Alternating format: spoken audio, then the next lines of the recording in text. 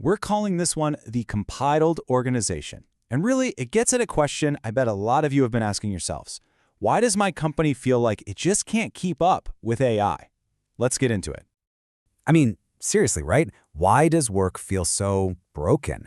It's that feeling of just trudging through molasses to get anything done. And you're not alone in feeling this way. So many of us are looking around thinking, the way we're set up, it's just not cutting it anymore.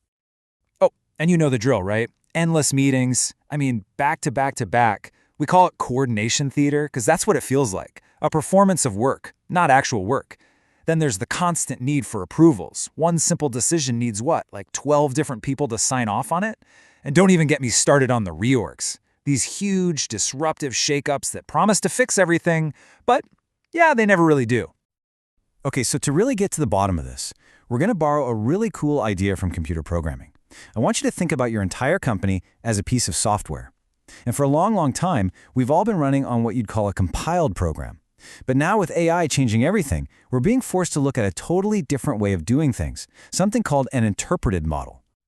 All right, so let's dig into that. What in the world is a compiled organization? Well, you already know what it is, even if you don't use that term.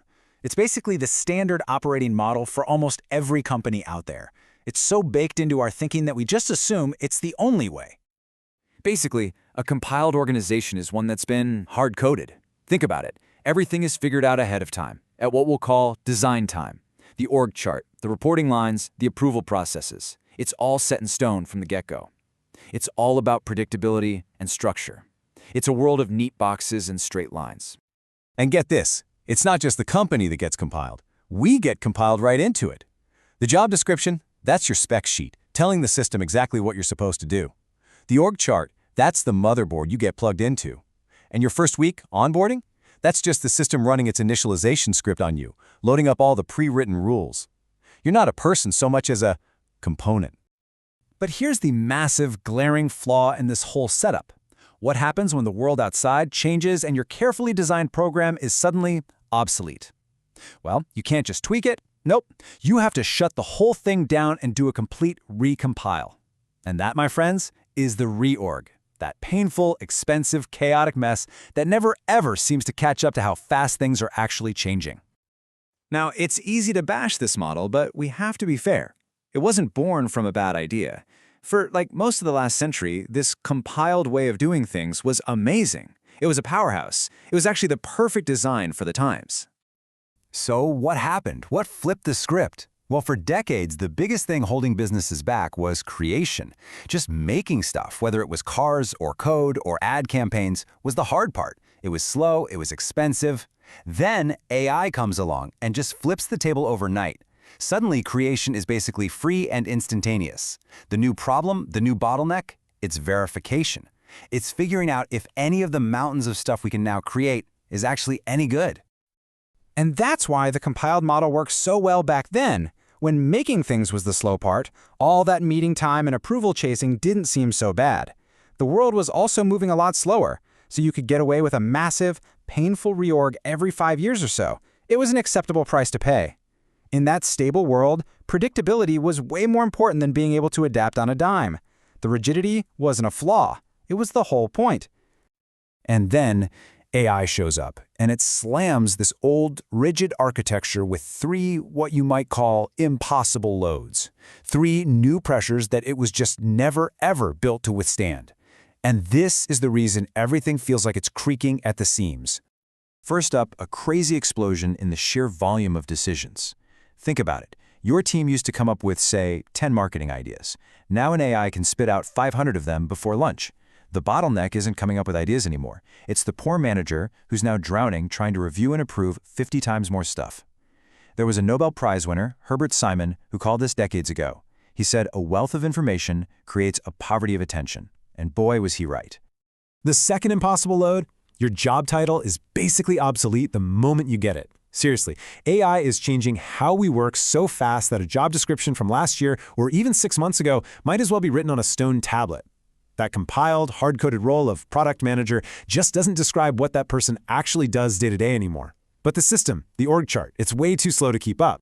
And the third load is what I call the option explosion. You know, your company's process for making a decision was probably built to handle, like, 3 options. Choose A, B, or C. But what happens when AI presents you with 27 perfectly good options for a new feature? Or 100? The old checklist, the old framework, it just breaks. It can't cope with that level of complexity. And the result? Total decision paralysis. So what happens when you put an old, rigid, compiled system under these 3 new, impossible stresses? It doesn't just crash. It's more like a slow, painful, grinding collapse. And as it breaks down, you start to see some very predictable symptoms, some very clear failure modes. Okay, so here are the 5 big ones. See if any of these sound familiar. 1. Meeting madness. Everyone's trying to manually patch the broken system with more meetings. 2. Decision-making just grinds to a halt. 3. You get these shadow hierarchies, right? The informal network of people who actually know how to get stuff done, completely outside the official org chart. 4. The official process documents are ignored, and it's all about tribal knowledge. You just have to know a guy. And maybe the scariest one, number 5, what's called the normalization of deviance. That's when cutting corners and skipping vital checks becomes the only way to hit your deadlines. And the craziest part? How do we try to fix all this? We try to fix the broken compiled system with more compilation. It's almost comical. We see people aren't aligned, so what's the fix? Let's schedule more meetings. Of course, that just steals time from doing the actual work, which, you guessed it, makes everything even worse. Or here's another classic. People are confused, so the fix is to write an even more detailed 50-page process document.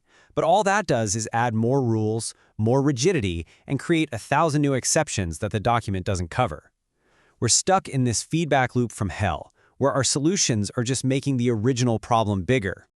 And this really gets to the heart of it. The legendary management thinker W. Edwards Deming had this amazing quote: "Every system is perfectly designed to get the results it gets. Our companies aren't broken by accident. They're working perfectly. They are perfectly designed to produce gridlock, burnout, and frustration because they were designed for a world that, frankly, doesn't exist anymore." So, okay, if trying to fix compilation with more compilation is a dead end, then what's the answer? Well, it's not about a small tweak. We need a completely new way of thinking, a whole new architecture for how we work together. And if you remember just one thing from this whole explainer, make it this: you can't fix a compiled system by making it a better compiled system. It's the wrong tool for the job. You have to move to a new model entirely. You need interpretation. So what does this new interpreted model look like?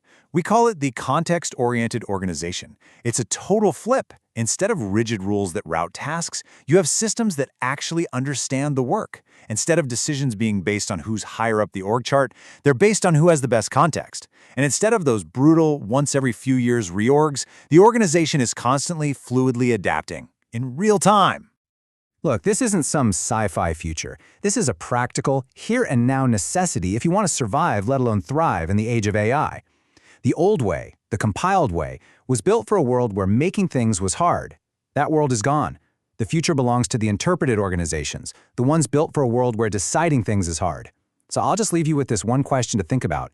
Is the company you work for designed for the past, or is it designed for the future?